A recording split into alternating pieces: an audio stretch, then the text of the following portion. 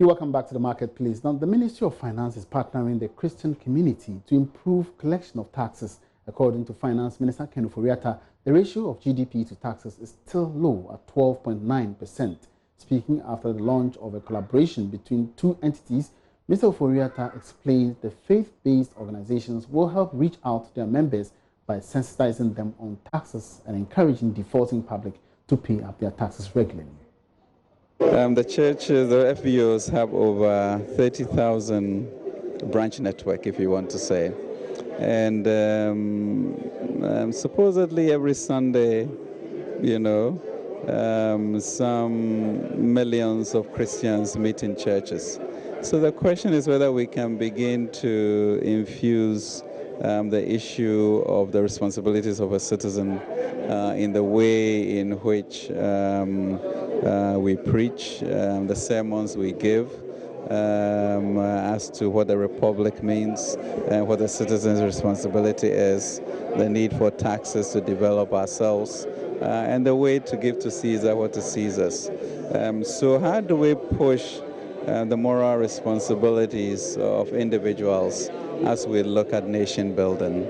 And I think it will be a most powerful medium to be able to evangelize that type of language. We've had various meetings to get to where we are, and we wanted to make sure that by the end of 2019 we officially sign it, so that from 2020 we can engage on a very regular basis as to a plan of action and how that can be rolled out. But we are truly excited about it because this, I think, goes to the heart of our sociology as a people, and maybe it is the way in which we can build a consensus and a broad agreement as to what we as a people stand for and how.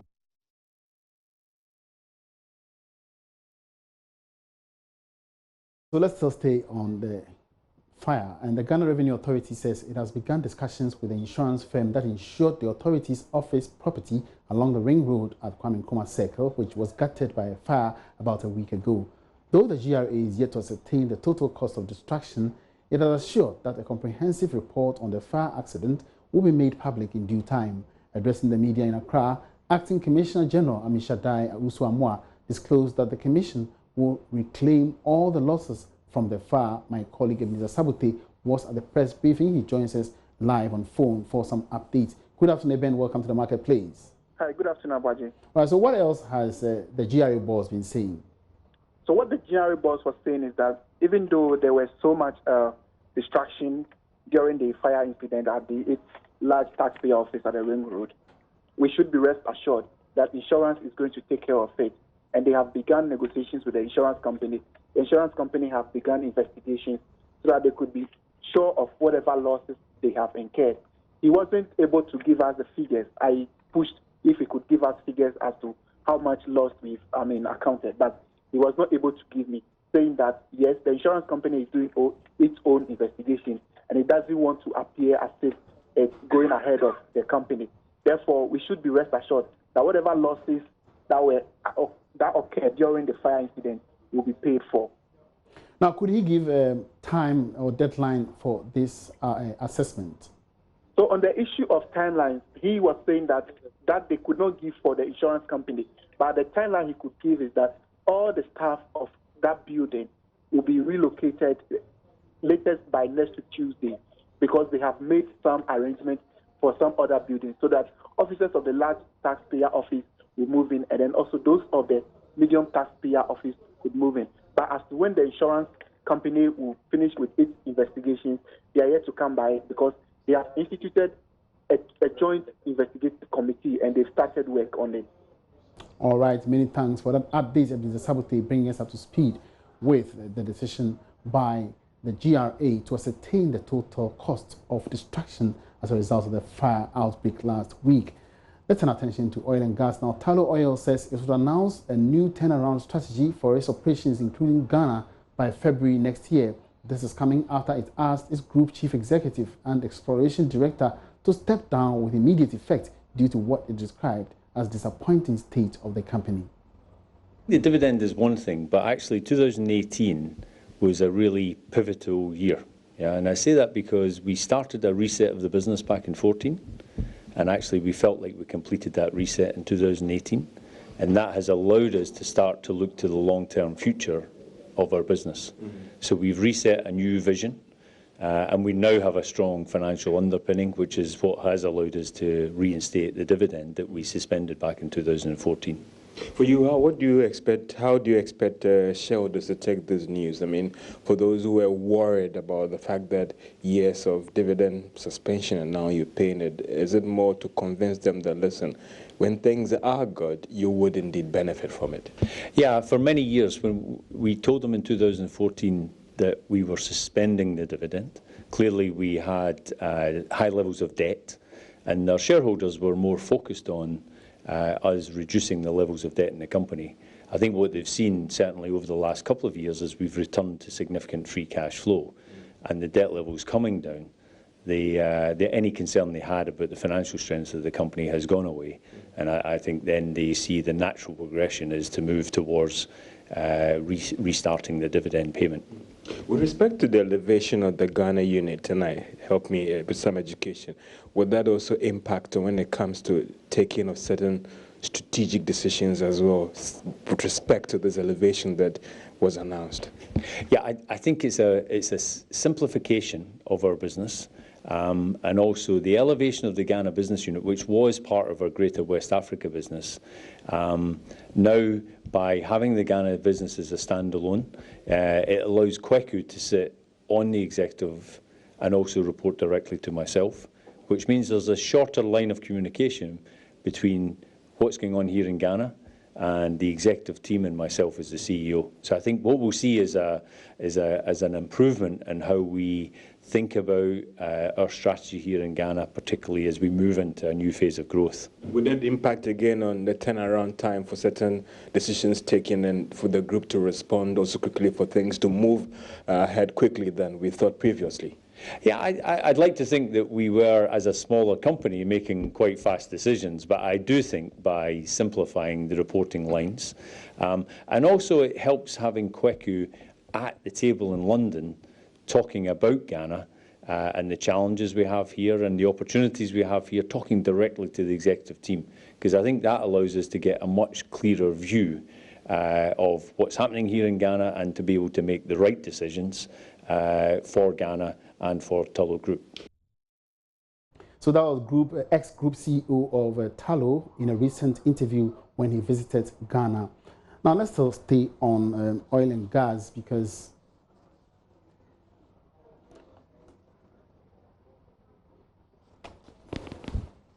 all right, 24 hours after the group chief executive of Tullow PLC resigned, another oil exploration firm, Aker Energy, has announced that the board of directors has named Svein Jacob Links, until recently head of operations, as its new chief executive in acting position. This follows the decision by Jan Arve Haugan to resign as chief executive.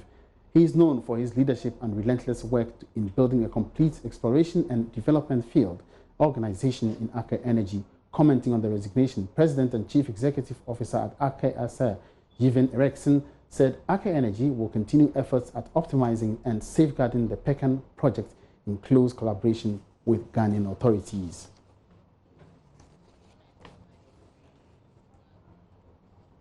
Now, for this year's Christmas, you'll have Eku Juice as one of the many drinks on the market. The first factory inaugurated under the One District, One Factory project has started its commercial production of 100,000 boxes of fruit juice a day. Odilia Ntiama was at the factory and says the price will not go beyond 1 cedi 50 pesos.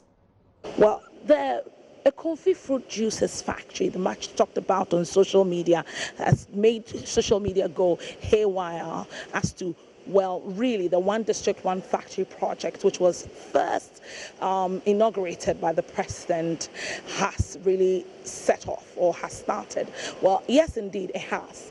And right behind me, you find these tanks that start the whole process of putting the juice together. And then here is where my interesting focus gets onto, because sometimes when you pick pineapple juice, it has this fiber in it that, well, it's not everybody that is comfortable with.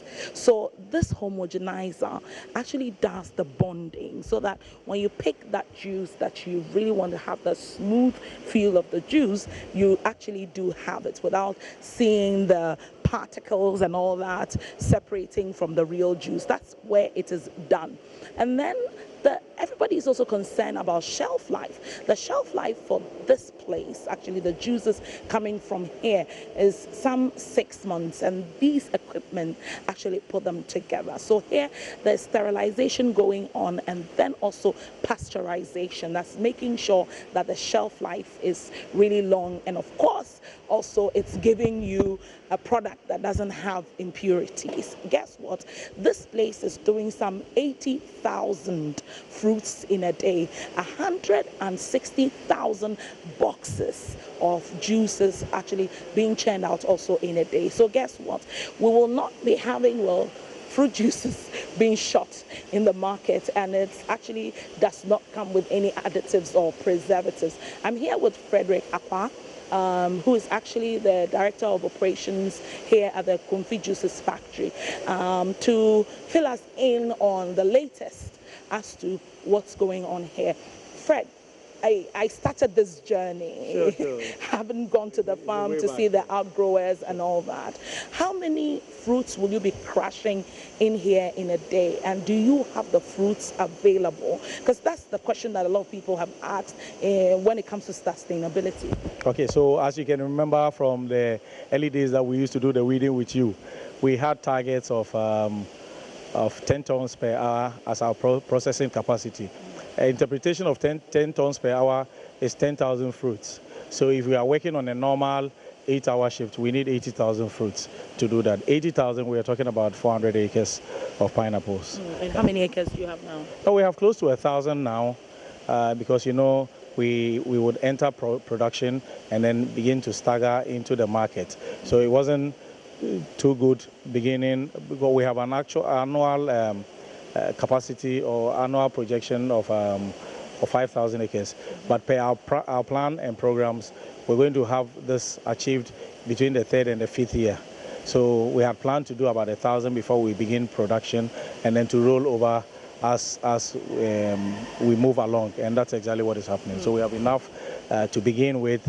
We're praying that we have acceptability generally, so we can do a very good offtake, and then we can continue to produce. You promised that you're going to hit the market by mid of December, give or take by 15th. Or Yeah, sure. So we plan to hit the market by next week. That's the mid of December, to be ready for Christmas. Okay. How many are you pushing onto the market by then? We're still working around that one, but we'll push enough to get everybody to taste the good juice. Okay. And crossing over to Kumasi in the Ashanti region, Asokore-Mampong Municipal Assembly is exploring coconut for a double purpose of greening the environment and producing the crop for export. Under a program dubbed One Household, One Coconut, the Assembly targets to supply 5,000 seedlings to residents for cultivation. Municipal Chief Executive Ali Duseidu told Farmers Day Deba the initiative will also augment government's Planting for Food and Jobs program. Nana Sensu-Mensah has more in this report. Coconuts have become popular and regular in the diet of many Ghanaians, as well as major commodity for the international market. Residents of communities in Asokore-Mampong municipality are set to tap into the cash crop, as over 5,000 seedlings are ready for distribution. Ali Duseidu is chief executive. Also, our intention to come out with seedlings for our intention for one house, one coconut tree. Because we also want to be in the competitive world. We also want to add our share to the call by the president for for exports, planting for export for rural development. These are all some things that the president has also introduced, that we also want to be part of the success story as far as this particular policy is concerned. So we intend doing that next year. At least giving ourselves about 2-3 years, Asokore-Mampong will be one of the assemblies or municipalities that also come into competition with most of the targeting municipalities that are doing well in the areas of planting for export, for rural development. So these are some of the things we're trying to do. Pursuit of the landmark agricultural agenda comes, as usual, with land challenges as officials grapple with rapid development of farmlands into estates. Alhaji Seidu says the Assembly will embark on land rezoning to ensure farmlands are protected, to ensure food security and sustainable development. Is that rezoning of lands will be critically looked at, because if you come to do rezoning, one, if it is for from any other venture or any other purpose to building, fine. But if it is a farmland, we will make sure that it remains a farmland. So this I'll call on the municipal town and country planning to look at that aspect, so that those who come for rezonings and all that, if it is a farmland, that one will not be done. We will stop the rezoning of farmlands into homes and buildings and all that. But then if it is from commercial to residential, that one will be accepted. But as for farmland to residential, that one too will also be critically looked at, because we don't want to lose the status of being one of the farming community. For Joy News, Nana Asensu Mensa, Kumasi. Let's move up to the northern regions of the country, where the issue of land has also come out strongly as one of the factors that continue to affect the women farmer population in the 5 regions of the north. The women say even though there are abundant lands for agric purposes, they get only overused lands that have exhausted their productive capacities. Speaking at a Ghana Federation of Forest and Farm Producers Media Engagement in Tamale, one of the women from Atimberi in the Bolga East of the Upper East region, Amua Caroline, said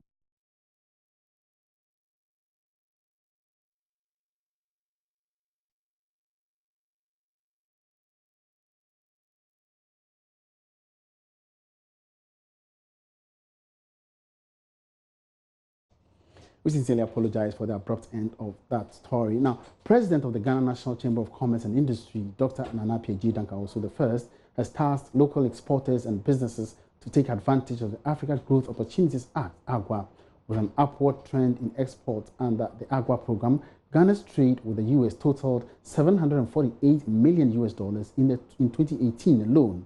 Dr. P.G. Danka also told participants of this year's AGWA Trade Expo, which is going on in the U.S. market. There's more in this report by Charles IT. Dr. Dilcher Granville is also a former public affairs specialist with the FDA here in the USA. She's been detailing to me the various processes and rules of engagement that entails shipping from your various locations in Africa, Ghana, to the United States of America. Her submission gives much explanation to the various reasons why most products from the Ghanaian market get rejected here in the US. Many countries do not have laws like the FTA to make sure that the products are being properly labeled. And what does that mean? So the nutritional facts, including the contents, the calories, the ingredients, the colors, or any type of ingredients that the product, that the manufacturer use in the product. So if you're having a beverage, you have to know about the content. What is the ingredients of this product? You know, what are the coloring that you're using in the product? Is that being recognized as safe? Also, you need to see the processing. What is the processing? You want to make sure that the product is being processed to prevent bacteria, the packaging, like if it's a juice. So you need to follow a HACCP protocol. So if you want to bring a product to the United States, you want to make sure that that product is safe. And how will you know that? By knowing the regulations. The embassies, the consulates, the FTA is in many different countries. And the regional director for the U.S. Exim in the person of Richard Foy has also been explaining to Joy Business the various arrangements that the U.S. government has put in place to ensure that the outsourcing of merchandise from the U.S. government to various Ghanaian companies is successful. According to him, various programs like that of the AGOA are being put in place by the U.S. government in terms of priority to ensure that Ghanaian goods and services and that of Africa as well are safeguarded within the U.S. trade zone. There are companies that produce a certain amount of goods here in the U.S. sent over to the participating countries in Africa for final production. And those we do support quite a bit, textiles and other materials. In addition to that, we support the financing of equipment that is often purchased from the United States for the production of goods in various African countries. So that's where we fit into the picture. In the coming days, we should also be having a B2B session with various U.S. companies by the participants under the AGOA program. Also, there's going to be a specific engagement with the U.S. ambassador to Ghana, who is also going to be explaining to us the various preparations being made by the U.S. government and even that of Ghana to ensure smooth bilateral trade between both countries. For Joy Business, I'm Charles Aite reporting.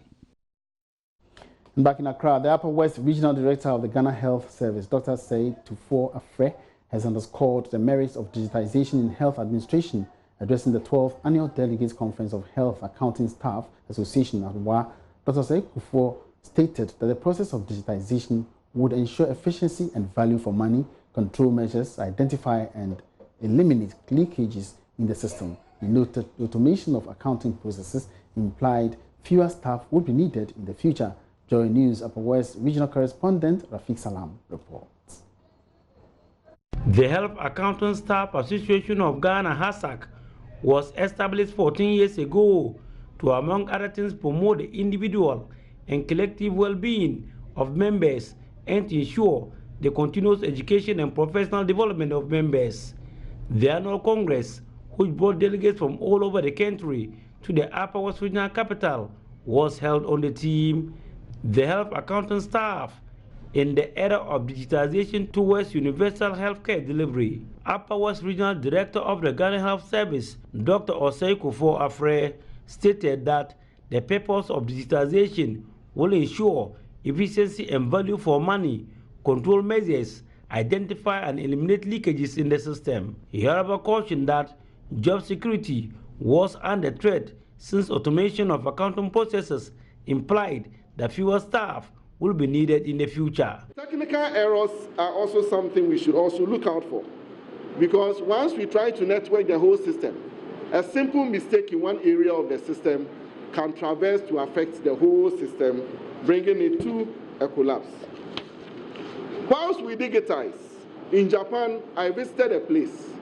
You go to a big factory and you find just 10 people, because all the things being fixed on the vehicles are being done by machines.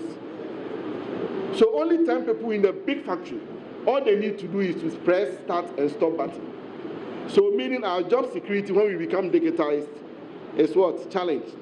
Because we need less human beings to carry out activities whilst machines take over the work that we have to do. National President for the Health Accountant Staff Association of Ghana, Siddiq Mohamed Nuru Laskaya, assured members that they are not going to relax in their bid to get monies illegally deducted from them by the Health Services Union. We are going to pursue it to the last person. We are not going to leave any penny for them to take. If you look at the amount involved, 300 and something thousand Ghana cedis. If we should get that money, that could be used as seed money for us to establish a provident fund for our members. Now, Chairman, we also intend to pursue humanly every legal means to recover the balances remaining for the loan beneficiaries to pay with the help of our authorities. Reporting for JoyNews, Rafiq Salam. Wow. And on that note, we wrap up this afternoon's edition of The Marketplace. Many thanks for your company. My name is Emmanuel Abuaji. Have a good afternoon.